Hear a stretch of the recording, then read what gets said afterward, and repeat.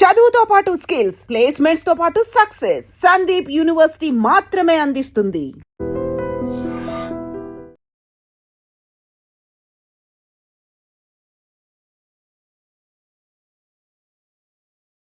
మరి మీరు రామచంద్రరావు గారి ప్రమాణ స్వీకారానికి లేదంటే ఆయన ఎలక్ట్ అయిన తర్వాత అసలు కనిపించలేదు, మొన్నెప్పుడో మీ నోట్తోనే మీరు చెప్పారు మొన్నెప్పుడో వచ్చి కలిసాను.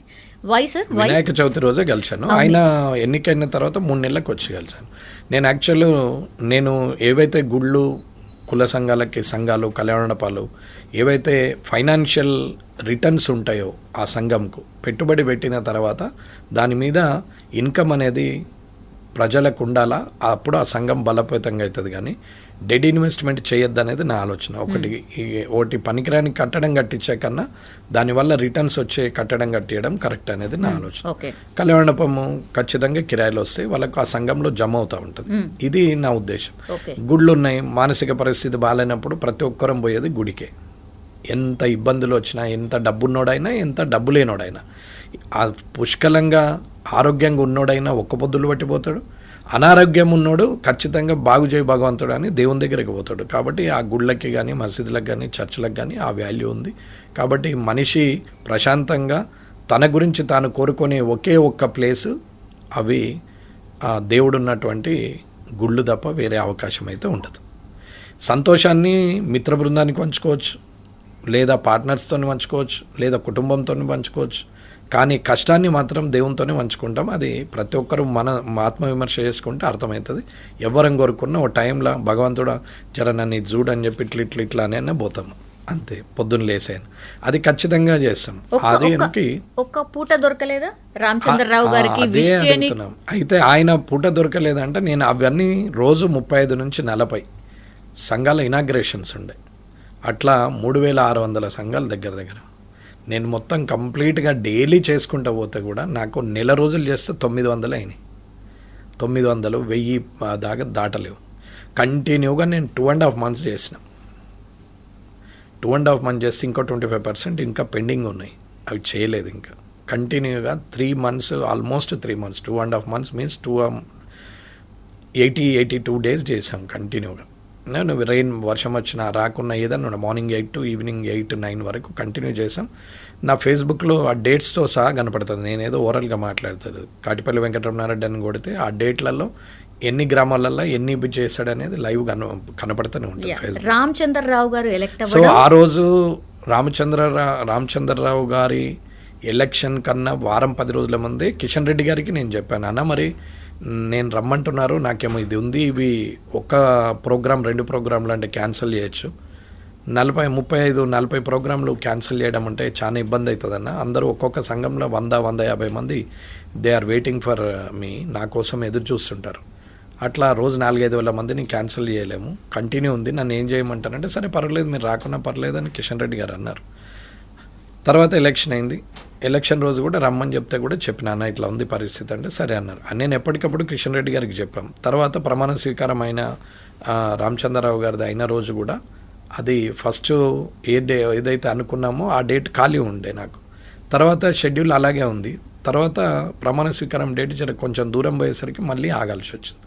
నాకు అక్కడ షెడ్యూల్ ఉండే, రామచంద్రరావు గారి దగ్గర కాలేదు. యాక్చువల్గా రామచంద్రరావు గారుతో నేను చాలా క్లోజ్గా ఉంటాను, చాలా హ్యాపీగా ఉంటాము. ఆయన మనిషిగా 100% చాలా జెన్యూన్, కల్మషం లేని వ్యక్తి. రాజకీయ నాయకుని అంటే లక్షణాలు అంటే కన్నింగ్ నేచర్ ఆయన దగ్గర లేదు. అడగకుండానే చెప్పేస్తున్నారు, మా మధ్యలో ఏ డిఫరెన్స్ లేదని ముందే చెప్పేస్తున్నారు. అంటే సేఫ్ సైడ్ ఏం లేదమ్మా. ఆయన నిజంగా కూడా కల్మషం లేని వ్యక్తి. మీరు ఎవరినైనా అడిగినా చెప్తారు పార్టీలో. మరి రాజాసింగ్ గారు రిజైన్ చేయడం, ఆయన ప్రమాణ స్వీకారం చేయడం ఆల్మోస్ట్ సేమ్. మరి రాజాసింగ్ గారు అసలు ఏంటి సార్ ఎపిసోడ్? కరెక్ట్ గా చెప్పండి సార్, రకరకాలుగా చెప్తున్నారు. ఏదైనా చెప్పొచ్చమ్మా, పార్టీ అది. నీకు నిజంగానే చెయ్యాలని, పోటీ చేయాలని ఉంది, వెళ్ళి అప్లికేషన్ చేసి చేసేది ఉండే వెళ్ళినరు. కానీ అప్లికేషన్ అయితే చేయలేదు అనేది వాళ్ళ వాదన. చేసేందుకు పోతే తీసుకోలేదని ఈయన వాదన. సరే ఏదన్నా కావచ్చు, అది పార్టీ. 2 సార్లు ఎమ్మెల్యేగా గెలిచావు, 3 సార్లు గెలిచావు, ఆ పార్టీ సింబల్ మీదనే కదా. ఇంటి గుట్టును బయటది పెట్టద్దు కదా. భార్య సింటిది కూడా ఎక్కడో దగ్గర తప్పు చేస్తుంది, భర్త సింటోడు కూడా ఎక్కడో దగ్గర తప్పు చేస్తాడు, పిల్లలు కూడా ఎక్కడో దగ్గర తప్పు చేస్తారు. కానీ మంచిని చూడాలి, కానీ ఒక్కసారి 2 సార్లు చెడు జరిగిందని దాన్ని పట్టుకొని మనం మంచినే మర్చిపోతే కష్టం. ఎవరెంత అయినా ఏ రాజకీయ నాయకుడు రాజకీయంలో వర్గాలు అనేది కామన్, అది లేకుండా ఉండనే ఉండదు. అది లేదు అని చెప్పడం అనేది తప్పు. అది ఉంటేనే రాజకీయం, అది లేకపోతే రాజకీయం కాదు. ఈ భూమి ఉన్న రోజులు సూర్యచంద్రులు ఎంత అయితే నిజమో ఈ రాజకీయం ఉన్నన్ని రోజులు వర్గాలు శత్రువులు అనేది అంతే కామన్.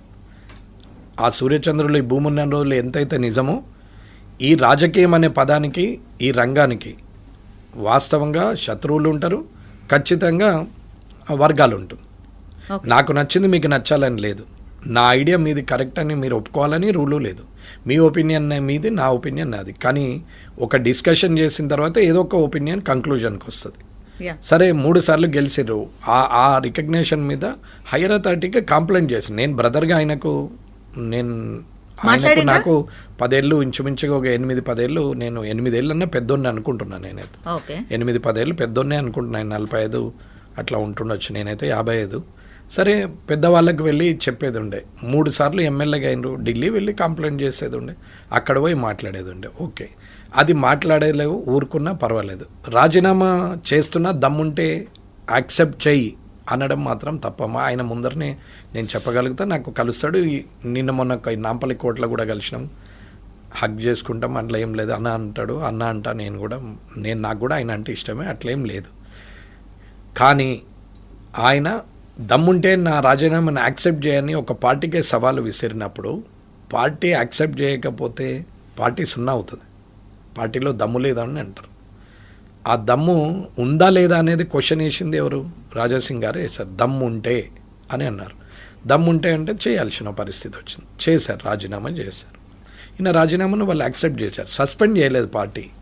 పార్టీ సస్పెండ్ చేస్తే పార్టీ తప్పు అవుతుంది. ఇవాళ నేను రాజీనామా చేస్తే అది నా ఇష్టం, నేను రాజీనామా చేయొచ్చు. నన్ను పార్టీ సస్పెండ్ చేస్తే నేను తప్పు చేసినట్టు. ఇది గమనించుకోవాలి ఏ లీడర్ అయినా సరే. కానీ ఆవేశంతో తను చేయడం, ఇవాళ ఒక 15 ఏళ్ళు అంటే 30 ఏళ్ళకి ఇంచుమించుగా 30 ఏళ్ళకి ఎమ్మెల్యే అయినరు. నేను 30 ఏళ్ళ నుంచి కొట్లాడితే 55 ఏళ్ళకి ఎమ్మెల్యే. ఎవరు అదృష్టవంతులు ఇందులో? ఇద్దరి మీద గెలిచిన నేనా, లేక 15 సంవత్సరాలుగా ఎమ్మెల్యే కొనసాగుతున్న రాజాసింగ్ గారు? 30 సంవత్సరాల్లోనే ఎమ్మెల్యేగా అయిన ఆయన అదృష్టవంతుడా? 55 సంవత్సరాలకు ఇద్దరి మీద గెలిచిన నేను అదృష్టవంతున్నా. అదృష్టానికి కొలమానం ఏం లేదు, అది తృప్తికి సంబంధించిన విషయం. నేను తృప్తిగా ఐఎమ్ కంఫర్ట్ అనుకుంటే కంఫర్టే, నేను కంఫర్ట్ లేని అనుకుంటే లేదు, అంతే. అది మన సైకాలజీ. మన మనసు ఏం ఆలోచిస్తుందో మన మెదడు అదే చెప్తుంది. మన మెదడు ఏదైతే చెప్తుందో అదే మనసు ఆలోచించుకుంటే తృప్తి అనేది కలుగుతుంది. ఆ తృప్తి లేనప్పుడు ఏ స్థాయికి పోయినా వ్యతిరేకత కామన్. ఈ పార్టీలకు పోతాడు, ఆ పార్టీలకు పోతారు అని బాగా పెద్ద ఎత్తున ప్రచారం. ఆయన ఎందుకు వెళ్తాడో ఆయన డైరెక్ట్ చెప్పండి, నేను బీజేపీ మళ్ళీ పిలిస్తే వస్తాను కూడా అంటున్నాడు. పిలుస్తుండొచ్చు, పిలుస్తారు, భవిష్యత్తులో పిలుస్తారు. ప్రతి దానికి ఒక సమయం వస్తుంది. నేను అప్పుడే ఎన్టీ రామారావు గారిని నాగయ్య కాలంలో పుడితే నేను సావిత్రి గారిని పెళ్లి చేసుకుంటుంటే ఎంత చీప్గా ఉంటుందో, ఈ సమయంలో 1970లో పుట్టాల్సిన 1970లోనే పుట్టాలా, 1950లో పుడితే బాగుంటుండే అనుకుంటే తప్పు. అదే 1970లో పుట్టే నేను అయ్యో 2025లో పుడితే నేను ఇప్పుడు మంచిగా హ్యాపీగా ఉంటుంటే కదా, ఫుల్ ఎస్టాబ్లిష్ అయింది, డిజిటల్ ప్లాట్ఫామ్ ఉంది అని అనుకుంటే తప్పు కదమ్మా. ఎవరికి ఎప్పుడు ఏది రాసి ఉంటే అది జరుగుతుంది. కష్టపడడం మన వంతు, ఫలితం మాత్రం ఆ దేవుడు ఇస్తాడు. అది ఆలోచించకుండా ఆవేశపడి అందరము అంటే వాళ్ళ రేవంత్ రెడ్డి గారు ముఖ్యమంత్రి అయినరు, అయ్యో ఆయన వయసు నా వయసు సేమ్, నేను కాలేదు అంటే ఎలా? అది తప్పు కదా. ఆయన అయిండు, కష్టపడవచ్చు, అయిండు, నా కష్టంలో ఎక్కడో లోపం ఉండొచ్చు, కాకపోవచ్చు, తప్పేముందండి. ఎవరికి ఎప్పుడు ఏది రాసి ఉంటే అది అవుతుంది. తెలంగాణ వచ్చింది, కేసీఆర్ గారు ముఖ్యమంత్రి అయినారు, రాజశేఖర రెడ్డి గారు చనిపోయారు, రోషయ్య గారు ముఖ్యమంత్రి అయినారు, కిరణ్ కుమార్ రెడ్డి గారికి అవకాశం వచ్చింది. అదే ఎన్టీ రామారావు గారు చనిపోకపోతే, అదే చంద్రబాబు నాయుడు కాకపోతే, ఇలా అనుకుంటే ఏది అనుకుంటే అదే. కాబట్టి అవకాశం ఏ రూపకంగా వచ్చేది ఎవరికి తెలియదు. కానీ ఆ అవకాశం వచ్చినప్పుడు మనం చనిపోయిన తర్వాత కూడా నిజంగా ఆయన చాలా బాగుండే, అలా ఉండాలి అనే పేరు తెచ్చుకున్న వాళ్ళు లీడర్లు. కానీ వీళ్ళందరూ అలాంటి ఆలోచన లేరు. నాన్ కరప్టెడ్ ముఖ్యమంత్రులు ఇద్దరు, ఒకరు కోట్ల విజయభాస్కర్ రెడ్డి గారు, రెండవది ఎన్టీ రామారావు గారు. ఈవెన్ నేను అభిమానించే రాజశేఖర రెడ్డి గారిని కూడా నేను ఈ కోవలకు తీసుకురావట్లేదు. నాకంటే ఆయన అంటే ఇష్టమే, కానీ నిజంగా చెప్పాలంటే మరి కోట్ల విజయభాస్కర్ రెడ్డి గారు, ఎన్టీ రామారావు గారు ఒక్క రూపాయి కూడా కరప్షన్ చేయలేదు. కావాలంటే అప్పుడు చీఫ్ సెక్రటరీలు, ప్రిన్సిపల్ సెక్రటరీస్, అప్పుడున్న ఐఏఎస్ ఆఫీసర్లను ఎవరు అడిగినా చెప్తాను. ఓకే.